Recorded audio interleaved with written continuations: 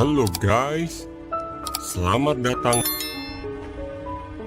Pada kesempatan kali ini kita akan membahas sebuah film yang berjudul Unstoppable.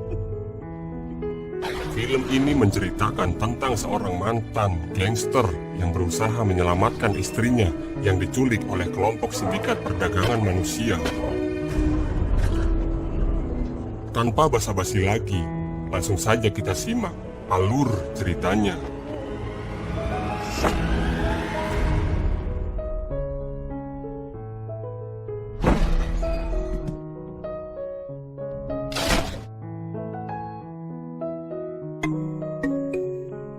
Film diawali di sebuah tempat pasar ikan segar dan terlihat ada dua orang pria yang sedang bekerja menurunkan box ikan.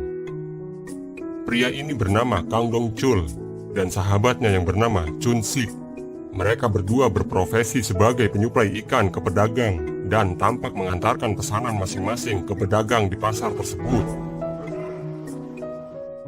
Kemudian terjadi ada keributan kecil yang disebabkan oleh sekelompok perwakilan serikat pedagang yang menagih biaya pemeliharaan kepada seorang pedagang karena menunggak pembayarannya. Di situ terlihat dia mendorong dan menyuruh si pedagang untuk pergi jika tidak membayar. Lalu Chun Sik yang melihat hal itu, dia menggerutu kepada Dong Chul karena perwakilan serikat pedagang tersebut juga belum membayar upah mereka.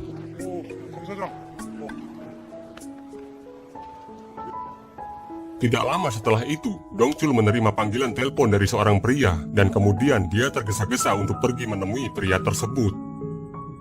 Lalu mereka pun bertemu. Pria itu bernama Ketua Park dan rekannya yang bernama Ship Owner. Rupanya mereka ingin menawarkan investasi kepiting raja kepada Dong Chul. Setelah melihat kepiting yang akan diinvestasikan, Dong Chul dan Chun Sik pun tertarik untuk berinvestasi.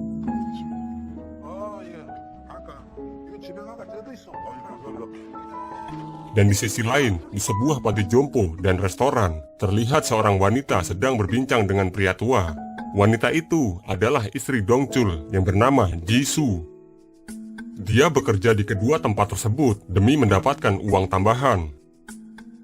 Karena terlalu sibuk dengan pekerjaannya, Jisoo baru sempat makan malam di dalam mobil ketika pulang bersama sang suami. Pada saat yang sama juga, Dong Chul menceritakan tentang investasi kepiting raja.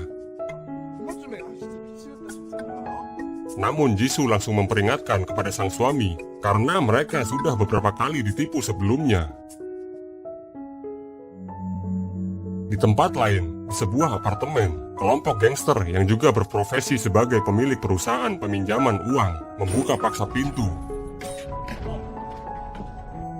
Lalu terlihat seorang pria berpenampilan seperti kelompok tersebut. Pria itu bernama Gitae.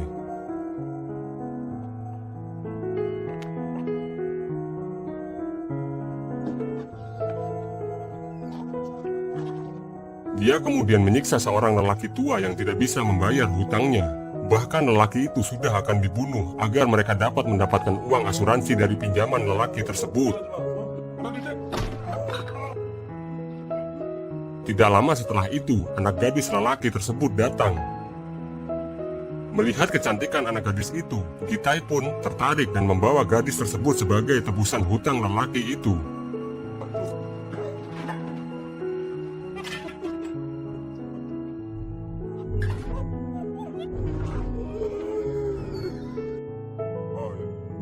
Ketika dalam perjalanan pulang, di saat lampu merah, mobil komplotan tersebut tidak sengaja menabrak mobil Dong Chul dari belakang. Dong Chul pun turun dan memeriksa kondisi mobilnya, lalu mengajak sopir itu turun dan membuat laporan kecelakaan. Sopir itu mengajak berdamai dengan memberikan kartu nama dan bahkan melemparkan sejumlah uang kepada Dong Chul karena mengabaikan ajakan damainya.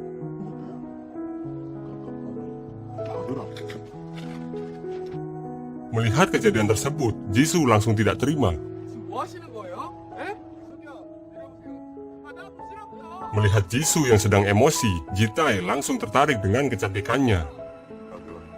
Dia langsung turun dari mobil, kemudian menendang dan memukul supirnya, lalu menyuruhnya untuk minta maaf.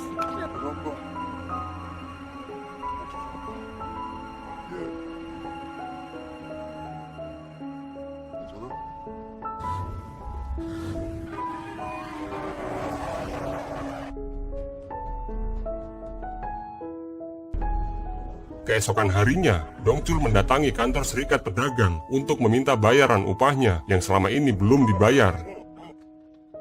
Dengan berat hati, ketua Kang Jun memberikan uang kepada Dongchul, namun uang yang diberikan hanya sedikit. Waktu pun berganti ke sebuah toko swalayan, di mana Chun Sik sedang menceritakan keluh kesahnya kepada Dongchul mengenai kondisi keuangannya dan investasi kepiting raja. Di saat yang sama, Dongchul menerima panggilan telepon dari ketua Park bahwa kapal pembawa kepiting raja ditahan oleh pihak berwenang Cina karena kapal tersebut melewati wilayah Cina.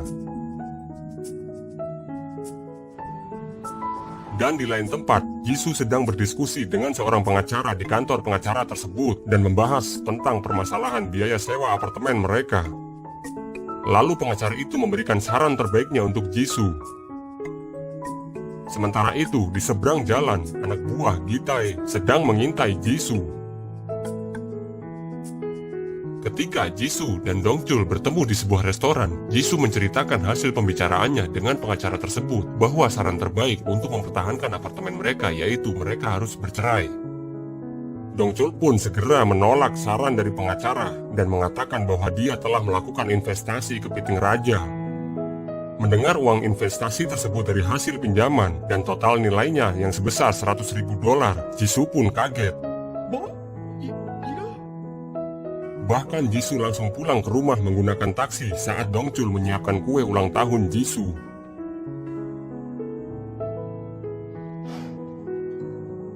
Saat Jisoo tiba di apartemennya, dia merasa bersalah dan mengirim pesan singkat agar sang suami segera pulang.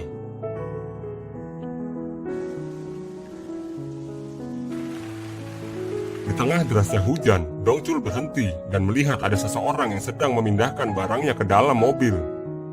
Ternyata itu adalah alibi dari Gitae untuk memperlambat perjalanan Dongchul pulang.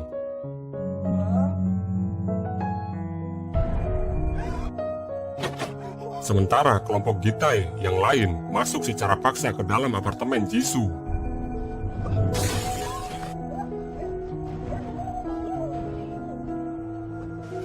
Kemudian setibanya di apartemen, Dongchul melihat kondisi kamar yang berantakan dan langsung keluar mencari istrinya.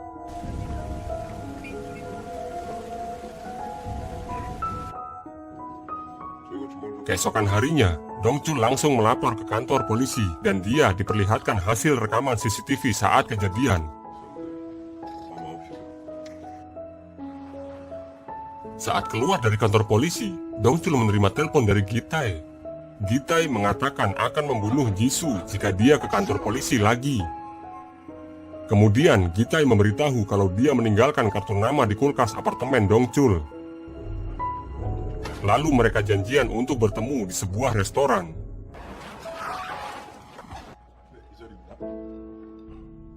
Setelah cukup lama menunggu, Dongchul menerima panggilan telepon dari Gitae.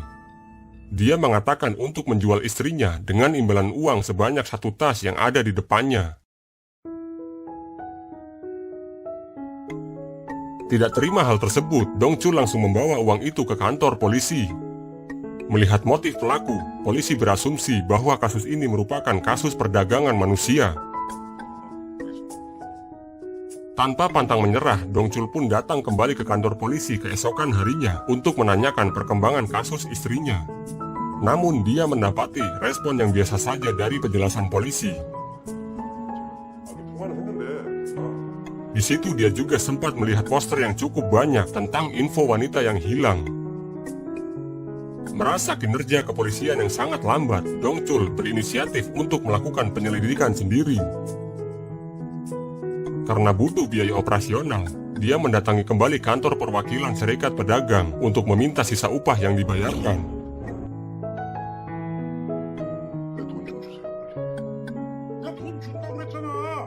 Namun Dongchul justru diusir oleh ketua Kang Jun. Sehingga terjadilah perkelahian dengan para anggota serikat.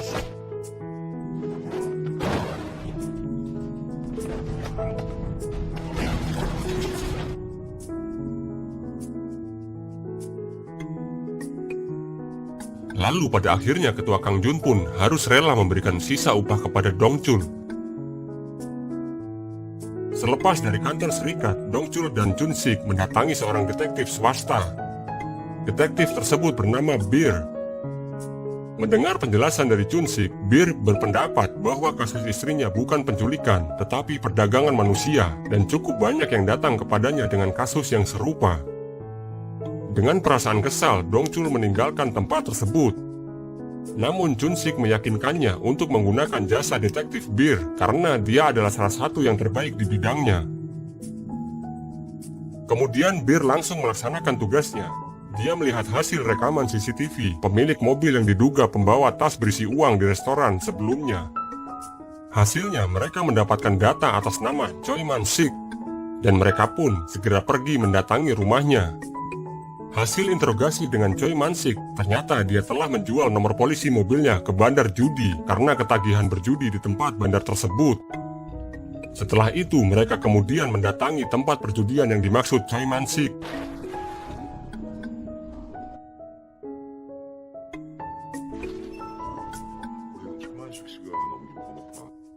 Lalu bandar pun mencurigai Dongchul dan mereka berdua adalah seorang detektif dan memanggil anak buahnya untuk mengepung Dongchul dan kawan-kawan, sehingga terjadilah perkelahian.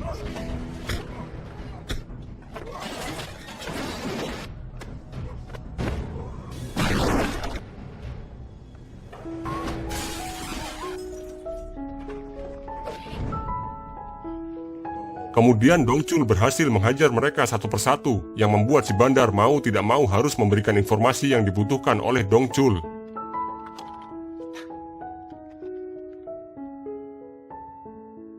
Malam harinya, Dongchul mengunjungi klub malam sesuai alamat kartu nama yang diberikan oleh si bandar. Namun ternyata kartu nama tersebut sudah lama dan sudah berganti pemilik usaha.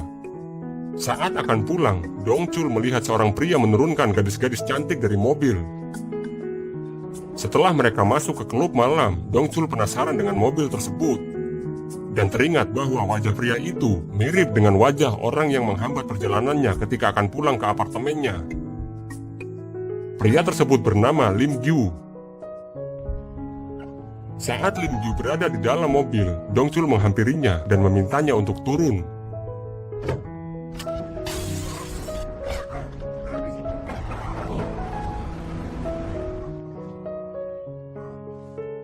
Tidak lama kemudian, Dongchul menerima telepon dari kantor polisi yang mengabarkan kalau mereka menemukan jasad wanita yang ciri-cirinya mirip dengan Jisoo.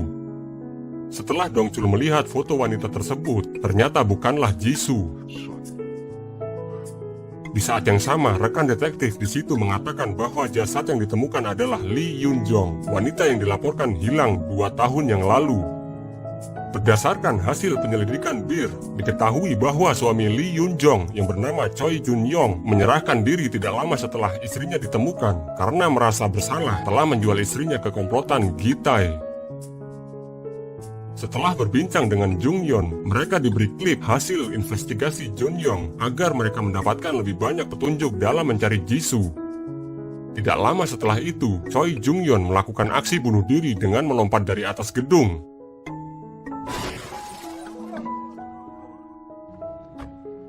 Kemudian setelahnya, Dongchul mengunjungi kantor pembiayaan dari kartu nama yang terdapat di klip Choi Jung-yeon, dan ternyata sama dengan yang diberikan kepada Dongchul oleh supir yang menabrak mobilnya. Pria ini bernama Du-sik. Lalu Dongchul menyeret keluar Du-sik dari ruangannya, kemudian dibawa ke tempat detektif Bir untuk diinterogasi. Di lain tempat, ternyata Gitai melihat kejadian tersebut melalui rekaman CCTV. Kemudian dia melakukan panggilan video dengan Dongchul. Di situ, Gitai memperlihatkan kondisi Jisoo yang tengah terikat tali dan menyuruh Dongchul untuk membunuh Du-sik. Lalu Dongchul pun mencekik leher Du-sik dengan tali karena melihat Jisoo disiksa oleh Gitai.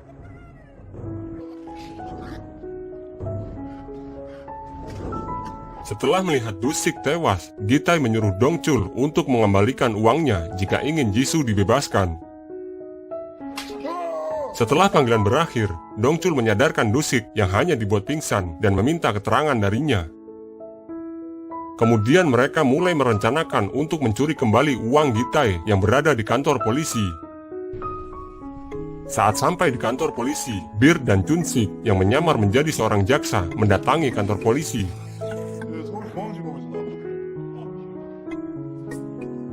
Namun rencana mereka tidak berjalan lancar. Polisi mulai mencurigai akan gerak-gerik mereka.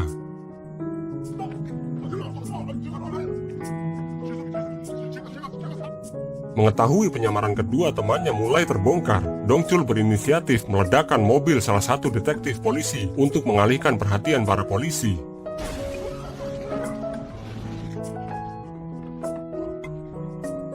Dan mereka pun berhasil kabur membawa uang tersebut.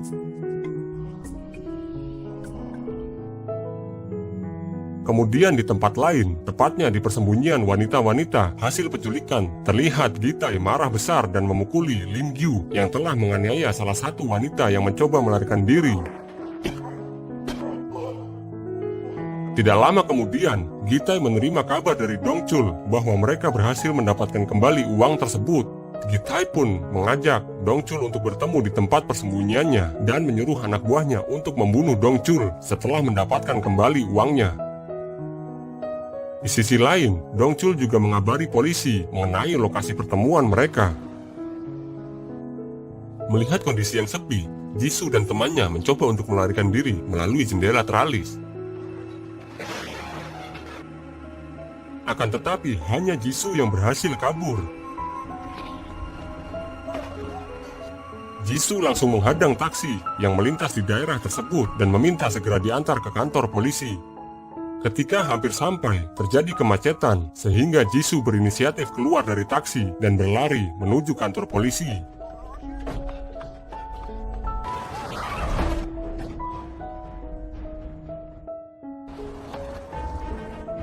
Sesampainya di tempat persembunyian, Dongchul langsung menghajar satu persatu anak buah Gitai.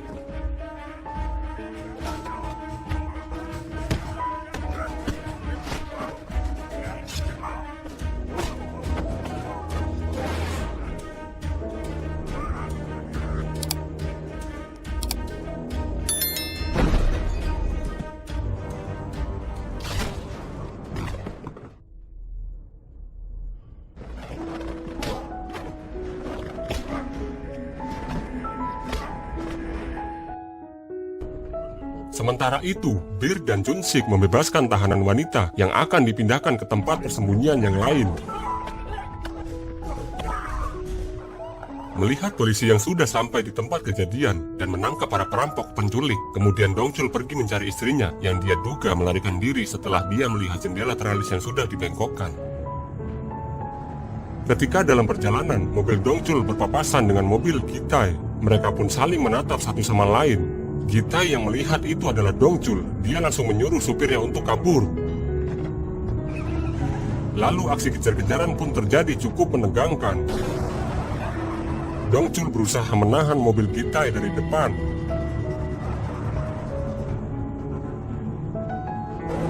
Lalu tabrakan kedua mobil tidak dapat terhindarkan, yang membuat mobil Dongchul terguling dan jatuh ke bawah bukit seberang jalan.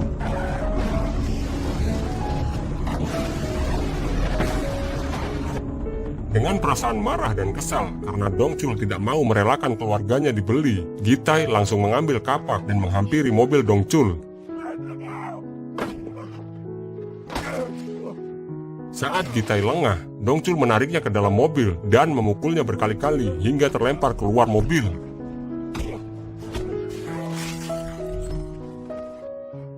Gitai langsung berpura-pura minta maaf dan mengakui kesalahannya. Kemudian dia mencoba menusuk Dongchul dengan pisau, akan tetapi Dongchul bisa menangkisnya, lalu menghajarnya hingga babak belur. Setelah itu, Dongchul menuju mobil Gitai dan menyadarkan istrinya yang tengah pingsan. Tidak lama kemudian mobil ambulan dan polisi pun datang. Lalu kasus ini pun diliput oleh media setempat dan memberitakannya melalui media elektronik. Dan di situ juga berita memperlihatkan bahwa kapal yang membawa kepiting raja telah dibebaskan oleh pihak berwenang Cina. Dan di akhir film terlihat Dongchul serta Jisoo mengunjungi restoran kepiting raja milik sahabatnya Chun-sik dan Bir. Kemudian Dongchul akan merayakan hari ulang tahun Jisoo dengan menyantap hidangan kepiting raja. Dan film pun berakhir. Ready to let go. You decide if you ever